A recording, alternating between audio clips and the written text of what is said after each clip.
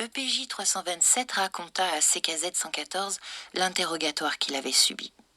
« Vous voyez, dit-elle, il ne faut pas que vous connaissiez mon nom. » Elle connaît désormais le mien, mais cela, il est clair qu'elle s'en fiche. Vous êtes l'unique obsession de la Capos Dena. C'est un privilège dont je me passerai volontiers. Je suis sûre que vous pourriez en tirer avantage. Je préfère ne pas comprendre le sens de vos paroles. Je ne le disais pas de façon humiliante. Vous n'avez pas idée de l'estime que j'ai pour vous, et je vous sais gré de me l'inspirer. Je n'ai jamais eu autant besoin d'estimer quelqu'un depuis que nous sommes dans cet enfer. Moi, je n'ai jamais eu autant besoin d'avoir la tête haute. C'est la seule chose qui me soutienne. Merci. Votre orgueil est le mien. J'ai l'impression qu'il est aussi celui de tous ici. Il ne se trompait pas. Les prisonniers avaient également leurs yeux aimantés par sa beauté. Savez-vous que les propos les plus sublimes sur la gloire cornélienne ont été écrits par un juif français en 1940 ? Dit encore EPJ 327. Vous étiez professeur ? Demanda la jeune fille. Je le suis toujours. Je refuse d'en parler au passé. Alors, Capos Dena, tu as recommencé à tabasser CKZ ? Rigola le capot Jean. Oui, dit-elle, sans remarquer qu'on se moquait d'elle. Elle te plaît bien, hein ? Demanda le capot Marco. C'est vrai, répondit-elle. Tu adores la cogner, tu peux pas t'en passer. Zdena réfléchit très vite. Elle eut l'instinct de mentir. Oui, j'aime ça. Les autres rirent grassement.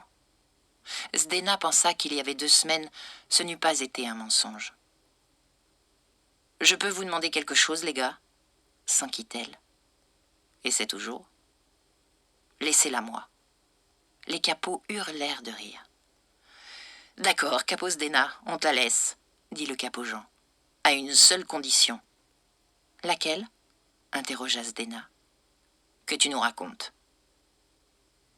Le lendemain, aux travaux du tunnel, CKZ 114 vit s'approcher d'elle la Capos Dena, schlag à la main. La caméra se braqua sur cette paire de filles qui obsédait les spectateurs.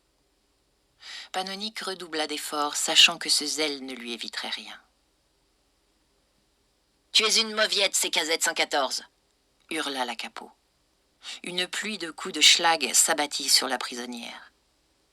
Aussitôt, Panonique s'aperçut qu'elle ne ressentait rien. La schlag avait été remplacée par une imitation inoffensive. CKZ 114 eut le réflexe de feindre la douleur retenue. Ensuite, elle eut un bref regard en direction du visage de la capot. Elle y lut une intensité significative. La bourrelle était à l'origine de ce secret et ne le partageait qu'avec sa victime. L'instant d'après, Zdena redevint une capot ordinaire, gueulant sa haine. Après une semaine de fausses schlag, la capot Zdena reposa sa question à CKZ 114. « Quel est ton prénom ?» Panonique ne répondit rien. Ses yeux sondèrent ceux de l'ennemi. Elle saisit son lot de gravats et les apporta sur le monceau commun. Puis elle revint remplir sa bassine de déblayage.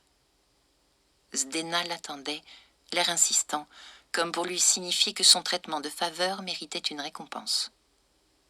« Comment t'appelles-tu » Panonique réfléchit un instant avant de lui dire « Je m'appelle CKZ 114 ». C'était la première fois qu'un capot l'entendait parler. À défaut de donner son nom à Zdena, elle lui offrait un cadeau inespéré, le son de sa voix. Un son sobre, sévère et pur, une voix d'un timbre rare. Zdena s'en trouva si décontenancée qu'elle ne remarqua pas la réponse biaisée. La capot ne fut pas la seule à noter le phénomène. Le lendemain, nombre de chroniqueurs titraient « Elle a parlé ». Il était rarissime qu'un prisonnier parle.